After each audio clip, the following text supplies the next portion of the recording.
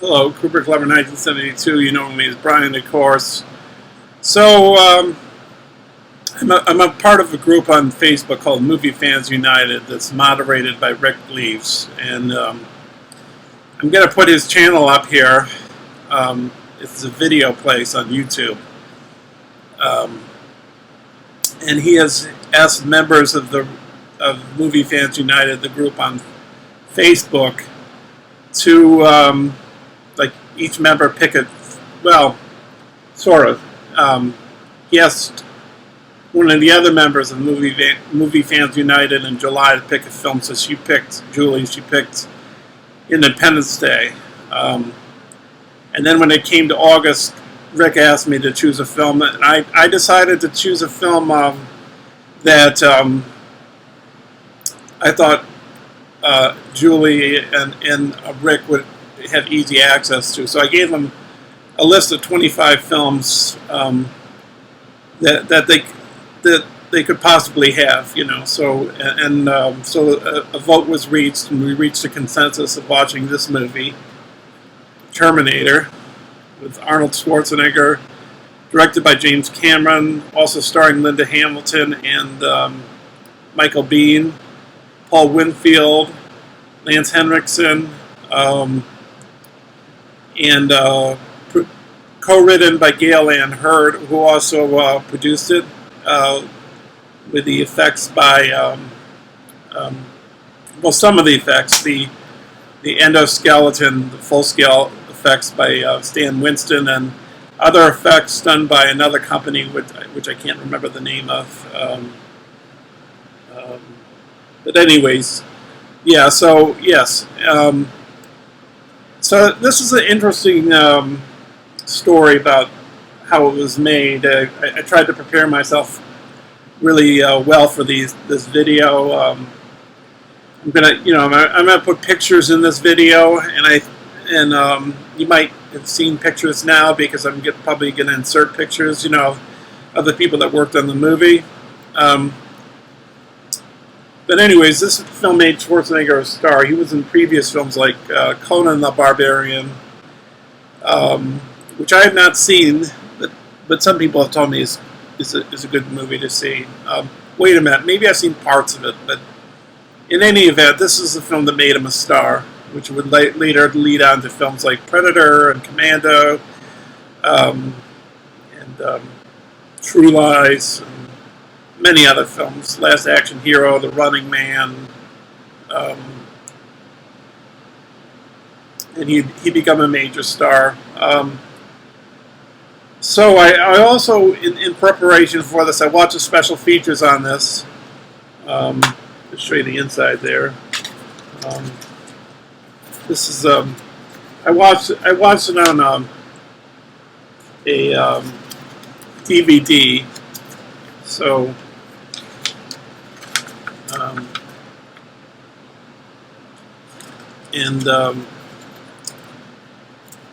it's a two-sided DVD, so the special features were on the other side. So it's not a really it's not a Blu-ray. You know, I don't know if they have this on 4K, but I'm fine with it on DVD. And I remember seeing this on VHS. I remember it being my first rated R movie that I watched on VHS. And incidentally, I think the first rated R movie I saw in the theater was also a Schwarzenegger film, which was Commando.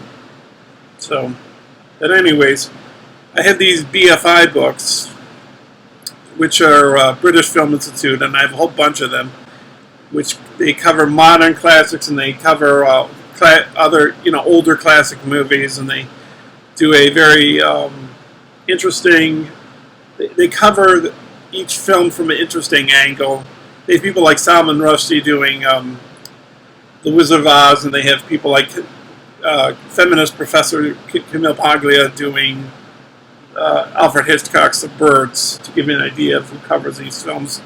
This was done by an author named Sean French. But anyways, so the book, I'm gonna maybe free associate, say some of my thoughts and then some of the thoughts of the author of that book, and maybe meld the two together at some points. But anyways, the book was saying how Cameron was sort of homaging lots of kinds of previous kinds of films. This is not it's sort of an homage, but I saw the picture in the book and I'll insert it in the video. There's a movie called Un Chien Andalou, which is a silent film that Luis Buñuel and Salvador Dali directed. And there's a scene where they there's a scene of a cutting of an eyeball, which they did with they did a medium shot of a woman, and they pulled on her eyelid, and they had a razor near it, and then they cut to another shot where the razor cuts the eyeball, which is a cow's eye. So, in reference to Terminator, there's a scene when Arnold Schwarzenegger's character, the Terminator, he's been badly damaged.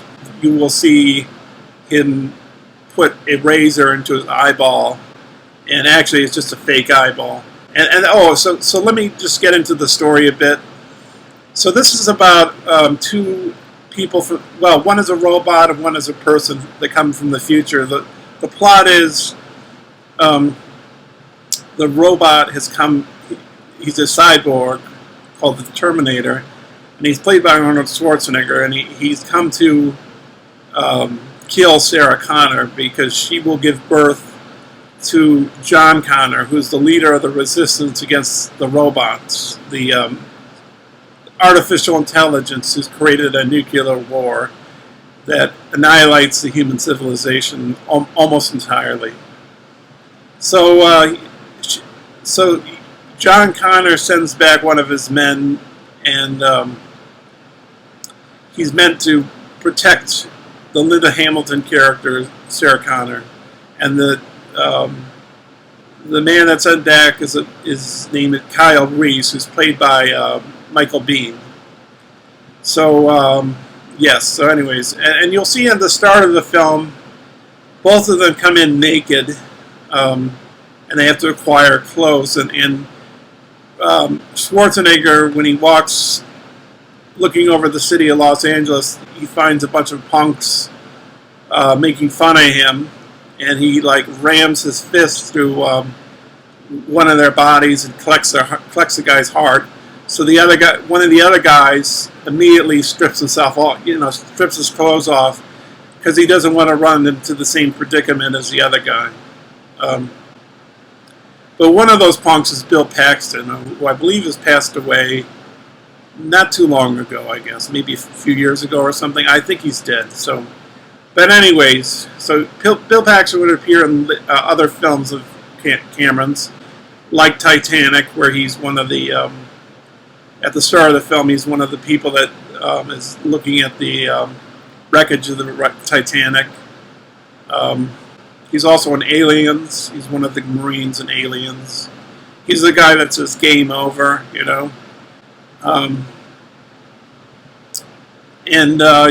So he's one. I think he did Frailty as well. I think he directed that film, Frailty, where he's a religious fanatic in that film, and he believes there's angels or something. But anyways, so they're both trying to reach Sarah Connor. The Terminators come to kill her because she's going to give birth to the savior of the human race, who's John Connor. And the author said that there's like if you want to draw a parallel or a connection, you could draw like a religious connection to the characters through John Connor also being symbolization of Jesus Christ, or James Cameron. That's what I read in the book. So if you want to go that way, I guess you could interpret it that way if you wanted to. And the Terminator is sort of like a demonic force or something like that.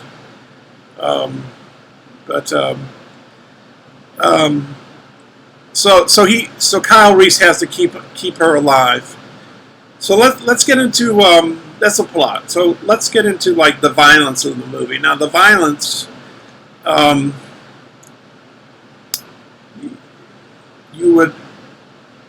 guess you're still scared that the Terminator is going after this woman, and you want her to be safe. And she's just an ordinary woman going about her business and kind of just doing the routine life. But then she has to realize that, she has to think differently. And I won't get into. I think a lot of people have seen this movie, so I'm sure that I could say what happens at the end, but I'm not. I don't. Maybe I'll spoil it. Maybe not. I'll think about it while I'm doing this. But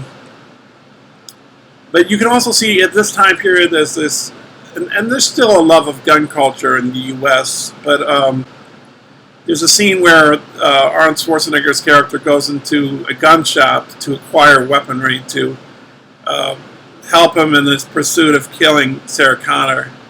And one of the person that owns the gun shop is an actor named Dick Miller, who appeared in a movie called Shopping Mall. He's also appeared in other movies too. Maybe he appeared in some of the Dark Knight movies. I'm not sure. I can't remember. If you know, you can put your comment down there. But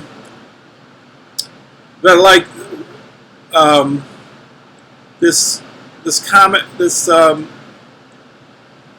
character of the Terminator is kind of, because he's a robot, he has no emotion, he has no regret, he has no, he's just a cold-hearted killing machine.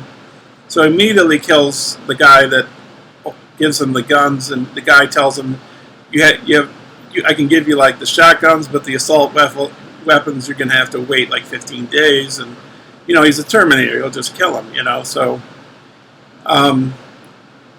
also this film so let me backtrack a second here.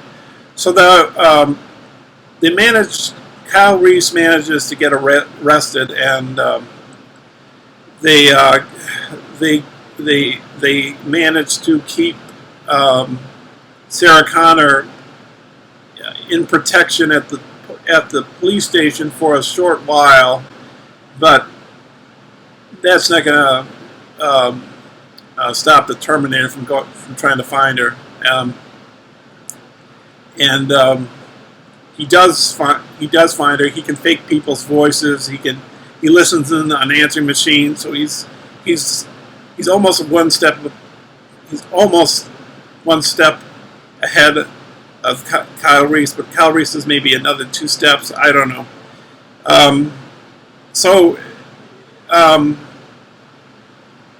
At this time period, you sort of give in to there was a lot of violent movies at this time period. There were violent movies before this, like Clockwork Orange. There's violent movies like Taxi Driver. But maybe like America has had like obsession with some. So like one of the things the book was talking about was that maybe some people take a certain joy in the Schwarzenegger character because some people some Americans are afraid of it, like what the Eisenhower would call the military-industrial complex, like the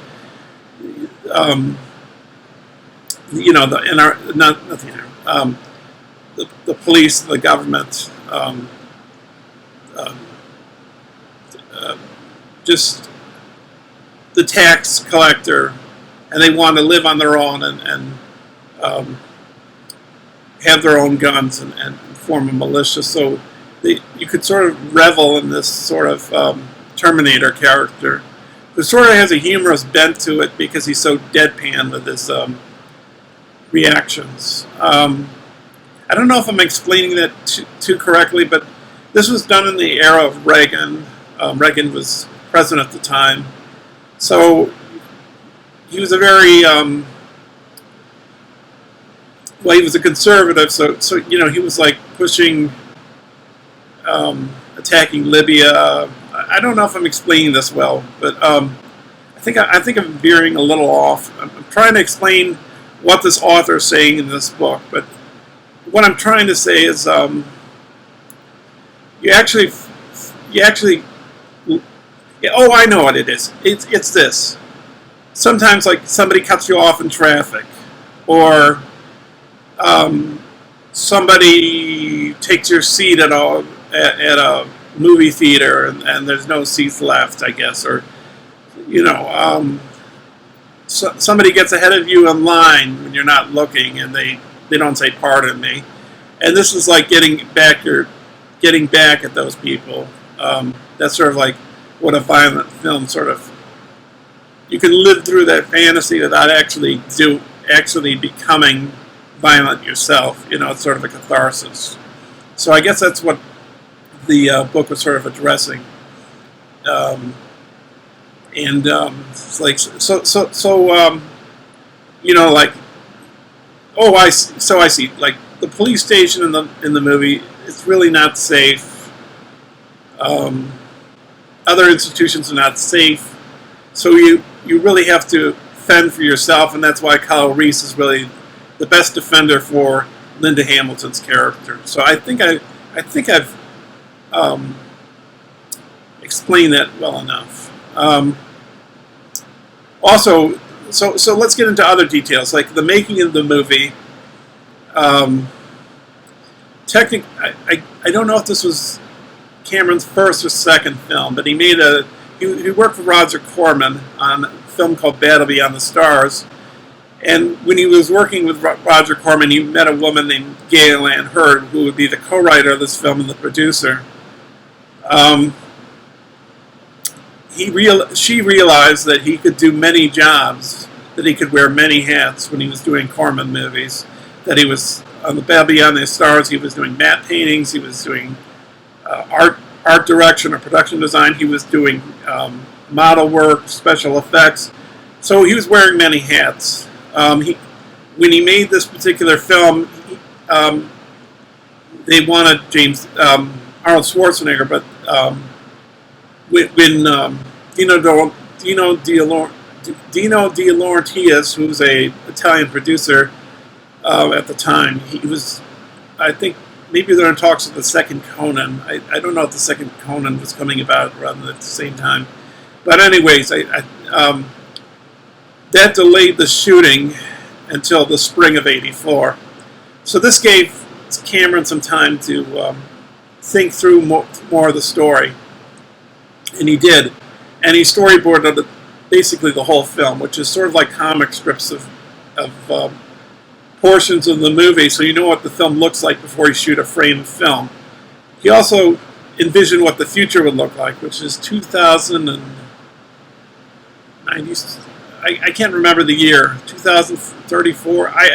It's 40 years later, I think. Yes, 40 years later. So 2000 something. I can't remember the exact date. When they shot those particular scenes in the future, they've done it on a few other movies like Blade Runner with Los Angeles. You will see images in the foreground and in the background. What you will see is forced perspective. You realize these things in films like The Hobbit, where you have people the same size but in different positions on the set with special lenses, like wide-angle lenses or diopter lenses. Like one side of the lens is a certain focal length, and the other one is another length. And but in regards to the, shooting the future, they could shoot. They could shoot. How do they? Miniatures in the front, or is it bigger? Yes, miniatures in the front with a wide-angle lens would look bigger, and then in the back they could make bigger models. So then they could cheat you into making you think of forced perspective, and to make that effect look more impressive, make it work better. What they would do, they did this in other films like the Lord of the Ring movies and in Blade Runner, is they would put smoke in, and they use smoke like they use in the Catholic Mass. That's what some of the smoke they use. And like in Blade Runner, when they use the smoke, a lot of people were choking. You know, it was when you put smoke in a set to make it look effective for special effects. Sometimes it's not good for your lungs or whatever. But so that's like how they achieve that effect. Also, other things. They use a little stop motion for the Terminator to get certain shots. They look a little fake by today's standards when you watch films with today's special effects, but I still think I still think it works. I still think it's fun. I remember when I watched it for the first time on video, when the truck explodes towards the end of the movie, and you think that's it, the Terminator's dead, and then he rises out of the flames. That was really impressive. But then, you know, they get to the factory at the end of the movie. Maybe I'm spoiling it. So maybe I'll put a spoiler warning at the start of this video. But at the end of the movie, they had some stop motion, and then for close-ups, they used a puppet, and they had like the torso and the upper body with a puppeteer moving the limbs of the Terminator to get the angles and shots they needed. Also, at the end of the movie, when the Terminator finally dies, what they used was foam blocks in between that were crushing the head, and they used tin foil, and they used like a Christmas tree light, and they slowly dimmed the bulb, and that's how they achieved that effect. Oh, and somebody was puffing a cigarette to get the smoke coming from that block, which you think is a metal block, but it's just like styrofoam or painted. It's just painted foam. Also, some of this is guerrilla filmmaking, so some of the shots were done after the fact. Like Cameron edited some of the film, and then he got some pickup shots, which a lot of it was some of it was he did without permits, you know, because when you make a movie and you want to secure a location, you have to have permits. But there have been cases of great movies like Deadbeat at Dawn. I don't know if it's a great movie, but he did some. The actor for that movie and the director as well and the writer, I can't remember his name, but anyways, he did his own stunts, and you know, so he's one of those particular cases. And there's another particular case I'm trying to think of, but I can't remember what it is. But anyways, so they gathered shots that way. The composer of the movie, Brad Fiedel, was a little skeptical at first of James Cameron of being on the movie, because James Cameron didn't really have a big reputation at the time in Hollywood. So he took the job, and then when he started seeing the movie, he realized. People were starting to realize, the editor, when he was seeing the shots, the composer of the music, that they had a winner on their hands. And like the composer, like he was trying to align the tempo of like his keyboards and his I think it was like a drum machine or something to this. He was trying. This is the day I think before GarageBand or anything, or Logic or Pro Tools. You know, I think it was much more primitive technology. So he had to align those scores together to not scores, instruments together to get the right pace and tempo for how for the rhythm and the action of the film. So, and I think, and in referring to electronic music, I'll just throw out another shot here, which is Shockwaves, which is a film that was made in the 70s, which I believe was the first film made with an electronic score with keyboards. And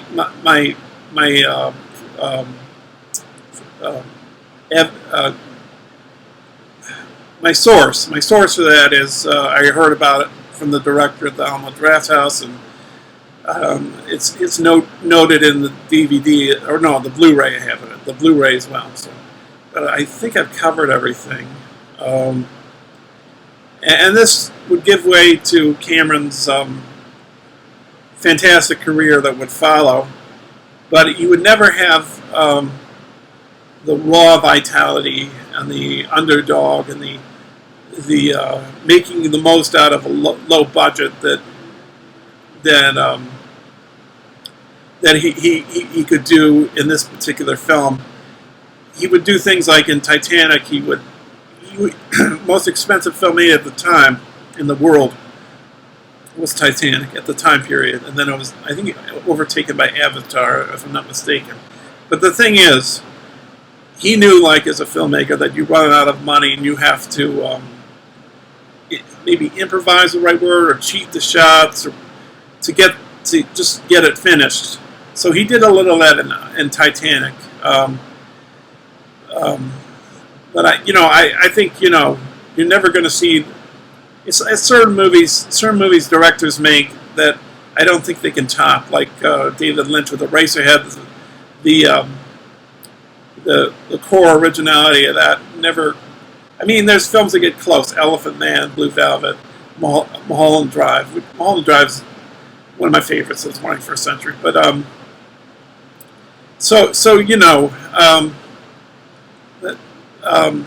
I think with James Cameron's career further in his future, I mean, Terminator 2 has had like 20 times the amount of effects, budget than the first Terminator. But it made a lot of money, lots and lots of money. But I think the problem with the second Terminator was some of the dialogue was not very well. It was kind of clumsy. Maybe that's the way I'd put it. The same I would say with Titanic. Titanic has some silly dialogue. Silly, I would say. Terminator, Titanic. Whereas like films like Aliens and Terminator, the dialogue is spot on. It's concise. It's very well put together. So I'm just trying to cover all the bases about the making of the movie, the theories behind the movie, and Terminator 2 would come out in the Bush era of American history. But I guess America has an obsession, and maybe other countries can see this in our films with like gun culture and violence that possibly could influence all these mass shootings we're having, or maybe indirectly, because I don't think you can blame a movie for people's behavior. But all right, so that's enough. But anyways, I'm going to leave some links below. I'm going to leave a link to Rick's video. I'm going to leave a link to Julie's video. And I'm also going to leave some links to some other people that have discussed the Terminator movies. I'm going to leave a link to my friend Sacha, aka YouTuber Sexy Monkey, and another person. I can't remember which channel it is. He did a talk with another YouTuber named Draco. LJ Draco's movie channel. I don't know if LJ changed the title of his YouTube channel, but in any event, I'll put their information down in the box below, because LJ and Sacha did a discussion over the first two Terminator movies. Sacha vying for the first, and LJ defending the second. And then to finish it off, for links, I'm going to give you some links to a YouTuber named Night. He has his YouTube channel is the NightWatch Zone, and he has two co-hosts, his brother Kylian and a woman named Coriander, and they have discussed the Terminator series, not just 1 and 2, but other ones in the series. And they get into some interesting banter as to the possible different scenarios for the future that each Terminator movie brought into being. So, all right, I think I covered it enough. Okay, so I thank you for watching, and this might take a little while to edit because I want to put some pictures in. And thanks for watching, and hope you have a good day. Bye now.